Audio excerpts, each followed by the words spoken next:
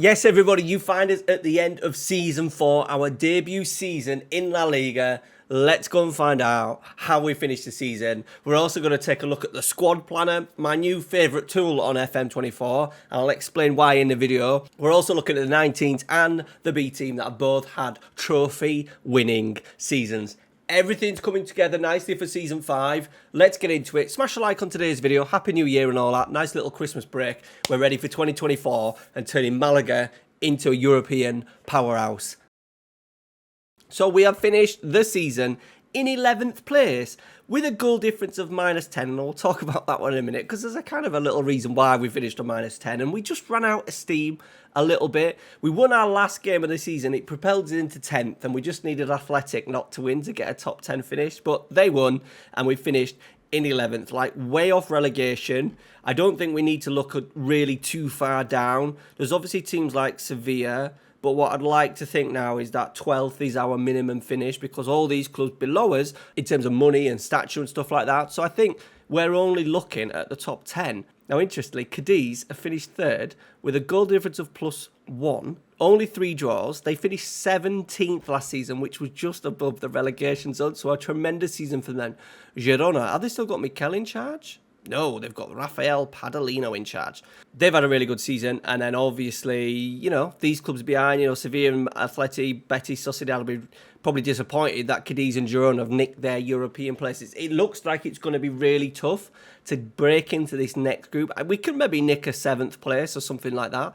That'll be the aim. But I think really cementing ourselves in the top 10 next season would be good. By the way, big shout out as well to all the Patreons in 2023. The patrons have now gone above 100, which is absolutely amazing. Thank you very much for your support. If you're interested in supporting the channel in 2024, check out the link in the description. Cheers to all the guys that are on stream, and well done to Run Keith Run, I think he's called. In the very first video, I did a little competition for a Malaga shirt. His name was drawn out randomly. I have sent you a comment to reply, Keith Run Keith. So, Keith Run Keith? No, not Keith Run Keith. Run Keith Run. So make sure you drop a DM on my Discord, Twitter, one of those two, and claim your Malaga prize. All right. Now, before we dive into the squad planner and why I think you should be using it on FM24, what we're going to look at is our B team. And here they are, our B team, champions of their division in their first season in the kind of the real game. And we're absolutely buzzing. They're now going to be playing in the 3rd tier, which is going to be, I imagine, a huge step up. I can't believe how well they have done. They've won the league by 14 points. Now, this all helps with this player pathway that I try and create on these one club saves. And what we're trying to make sure is that our youth team players, our young stars, are getting good quality football. Now, interestingly, our standout player has been Alessio Pascal. Now, he was going to be released on a free transfer, but I've just rewarded him with a new contract because, just a year deal, I've triggered it actually. He's got 23 goals playing on the right side of midfield. He's got 5 finishing, which does show maybe the level of the quality down at that level. But I thought, no, it needs to be rewarded. We'll see what happens. We may end up moving him into maybe the C team if he starts clogging up a pathway of someone else. But a tremendous season. Other players that have had decent seasons, like Ali Contras, is probably someone that I'm going to try and let go just because he's not going to be first team material. He's 21 now. Miguel Angel is someone that I really like. 15 pace, 13-12, only 18 years old as well. Probably going to sign him to a new deal in the summer. Has done well as a striker, 14 in 19 games. By the way, this is Renzi skin, the version 2. So you get all these little awesome little drop downs and stuff. So I've got games playing in positions because I've got loads of players playing in different positions. And it does help you to see where they are performing in which positions and which roles. One player who has not had, he's had an average season, 31 games, all at right back, 30 at right back, 1 at left back. Picked him up on a free transfer for PSG. He's looking like he may turn into a half-decent potential 4-star, 12 crossing, 15 tackling, 15 pace, 16 natural fitness, 50, very fast. Good concentration, good determination as well. So potentially, maybe not next season, but definitely the season after, he will then move into the first team if he's good enough. Talking of people that are good enough, Paul's in and he's played 6 starts, 9 as sub, 6.95 average rating. Really good start for him. Now capped at under 19 level, rated between 19 and 30 million. He's only 17 years old. He's just had his, oh no, he's 18, so he's 18 in 3 days. And he will be back up left back next season. We had an injury to Calderon, we had an injury to Sanchez, and I kind of brought him in for a little bit. And then I realised, because Calderon, our backup left back, is leaving on a free transfer, I thought, right, there's no point playing him. So Paul has been playing as a backup, giving him that game time. There's the first player that we've managed to break through from our youth, and he's come through, obviously, really early. We had a really good intake as well. Look at the length of these sort of like players. There's a lot that are wingers and a bit sharp. Arabatis is one. Luis Miguel Grande looks like a decent holding midfielder. Just need to work on those physicals a little bit. Maybe get up that passing. But yeah, he looks like he's actually going to be all right. Technique 14. A really steady Eddie, actually. I'm liking the look of him. Oliver Tom is a very, very quick winger. Needs to develop his physicals, but remember, his technicals, but only 15 years old. And a player called Villa, who he's all right, 5'8". He's got good tackling. He's going to be an absolute brute in terms of getting around and kicking people by the looks of it. And the last one, who's potentially going to be like a 4.5 star, is Rafael Lozano. Teamwork 15. He's got some good mentals already. 12 finishing, 12 first touch, 14 technique, 11 passing. Pace, strength and stamina needs a little bit, but we'll see how he develops. We've got like 5 years before really they should start making an impact in the first team squad. All them players will move into the 19s. Some of the old better 19s players, who by the way, won their league and then got beat in the final. 2 out of the 4 seasons we've made it all the way to the final and got beat both times, but we did win our division again. Absolutely smashing it. 118 goals scored. So who is getting those 180 goals? Ibrahima Traore is the man getting the goals. 31 in 40, 17 assists. Well done him. Needs a little bit of work still, but 6'1", looks like he could be a little bit of a unit. 24 assists for Aaron, 17 years old, really good prospect, 4.5 star as well, so he's had a really good season. And one of our standouts as well, who's really coming through, 18 years old, going to be 19, so we need to move him into the B team now, clear a pathway for him, but look at his physicals and mentals at the age of only 19. He will definitely be a big part of the first team. Maybe not next season, but definitely the season after. He has come on so much this season. All right, so all of that combined with our very, very good season, like we did drop off at the end of the season. And, the -10 has come down to 2 performances. We got beat 6-0 to Getafe, but we had a bit of an injury crisis. Both our keepers were injured. We went on the bench with no goalkeeper. No substitute goalkeeper. Alvaro Fernandez got injured during the game, and then we got battered. Yeah, they scored 6. They only had about 7 shots on goal. And then the game after, we had our sub-keeper was back fit.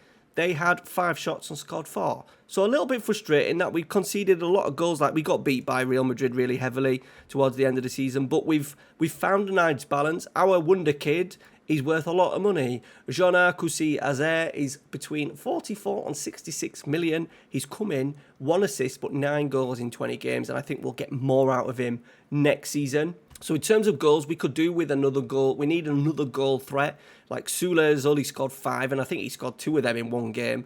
Munayin, we're not expecting much from him, so we do need another goal ratio. Theo's had a good season, 12 goals and 5 assists, so we need goals from out wide next season. Now, we have changed the tactic up a little bit. The Trequartista has gone out to the left-hand side. We've got a deep-line playmaker now in this bit here, just to allow him to sit, because we're going to have him coming in here. We're going to have Danny Sanchez, the wing-back, going round the side. So I thought just having somebody who's just going to sit, help with our rest defence a little bit. The Volante's moved on to this right-hand side, and he's going to run into that space, which will then knock on Theo. By the way, because Theo is 6'5", he's a really good box threat. So we're hoping that he gets in there. Kusi Azare is also a big boy. I think he's like 6'6", 6'6", with pace of 15. He's going to be some player. So we're looking dangerous. Now, we're going to look at the squad planner. I want you to be totally honest down in the comments how much you used the squad planner. Now, when it was introduced in FM23, I absolutely slated it not because it's not useful, but with the fact that SI regarded it as a huge part of the game, a new sort of like main feature when, let's be honest, FM23 main features were pretty poor. That was the thing that annoyed me, and I kind of because of that, I stubbornly pushed it to the side. And over the last few months, I've started to use it regularly. And I think it's also good as a content creator to show you on screen kind of the squad thoughts. Now, I know people use pen and paper, still got a notebook that I use regularly, but I do suggest go and give it a go. And it helps you really identify short-term and long-term what we need. And I think it's good for you guys as well to see my thought process. It's a lot easier using the squad planner when you've got your tactics sorted, because we've got a clear philosophy on what we're wanting to do. We're not going to be changing to a 3-4-3 halfway through the season. We're a 4-2-3-1, have to play a Treq. It makes it a lot easier to squad plan and in particular make sure we've got these youngsters coming through in the right positions. So goalkeepers, we have got 4. I'm just going to add Cespedes. We do need to make sure that we have one of these. I think what we're going to do is call Amadillo Divici up, and he's probably going to be our number 2 next year. Make sure we have 3 goalkeepers in the squad. Carlos Lopez will be their number 3, and then Andrea Cebezes will be our number 4 goalkeeper and our B team goalkeeper next season, just depending on what we have in the B team. Like, he's not going to be a starter for the first team, so I just need to make sure that we haven't got a wonder kid goalkeeper coming through, and because if we've got that wonder kid goalkeeper coming through, we don't want him playing because he's got maybe a little bit more of a current ability because he's a little bit older. We don't want him playing in front of the wonder kid. So what we may do is, if we do have one, let's go check if we do have a wonder kid. Right, no, we have one goalkeeper who's potential 3 stars, so no, Bruno will stay. He will be in the B. He'll be in the 19s. Cebedes will be our goalkeeper for the B team, and then we've got 3 goalkeepers for the first team. Right back, this is an inverted fullback, very much a defensive role. Now, we do need a right back in here. I don't think Alvaro Carrillo is up to it. He's okay. We have been playing Mosquera at right back, who is on loan from Aston Villa.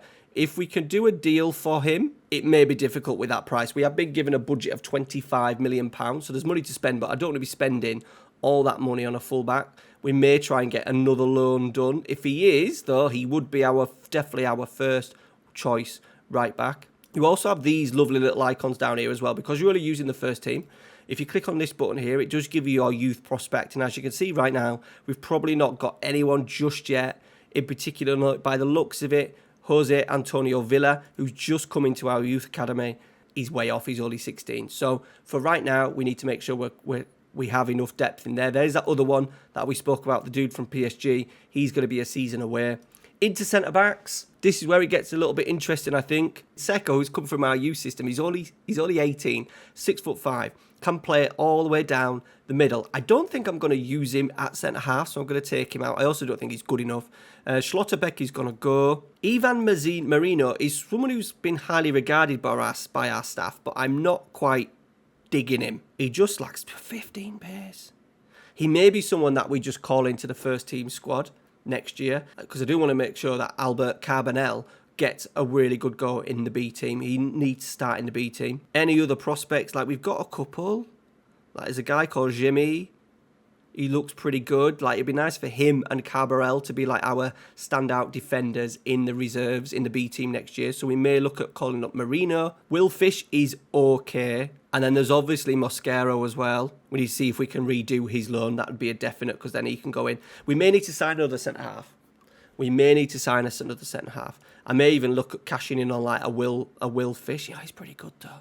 He's pretty good. No, we may leave it. How's Wande? Because Wande's been with us from the start. I feel like we need to keep going with him. But yeah, he's struggling a little bit. It's not a priority, I don't think, right now. Left back, we've got Danny Sanchez and Paul Calderon's leaving. Is there anyone else? Like, there is also, if we do sign a right back, we've also got Carrillo that could do half a job there. The only thing is, his left foot is weak, and we're looking at him crossing. He's very much a defensive fullback, and that left wing back really needs to bomb on.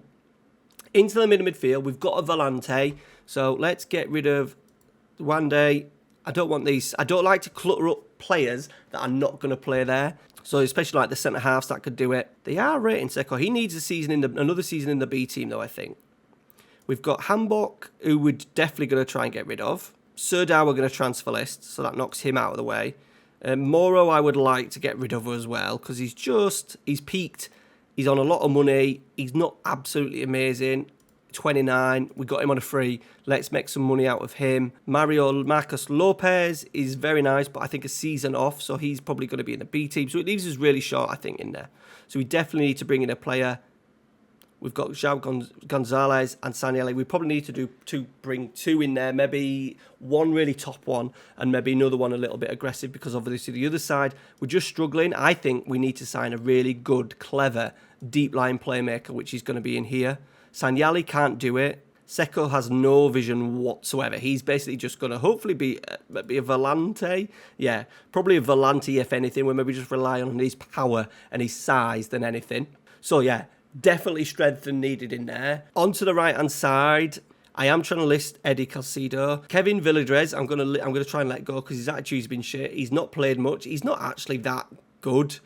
He's okay. His attitude's been shit. Missed training a lot, so he can go. Quinga is going. Suit Sadar cannot play there. We've got a young, exciting winger who looks like maybe the man. Very strong on his right foot, needs to up his pace, but he is only 17. He's on the under-19, so he will be transformed into the B team next year. The only issue is that we have got some other exciting wide players. Pablos Granados, he's probably not going to be able to do it because he's not quick enough, so let's take him off. Antonio Cordero is, yeah, we may need to look at moving him up. He's still rated highly. I think it's maybe the season that we move him up, and then what we're going to do is actually try and, even though he came to us, he's probably better. Okay, what we may do is, we've kind of got 3 there. Sula's our starter. Miguel, so he's going to be quite good. He's quite pacey. Probably a striker, though, more than anything.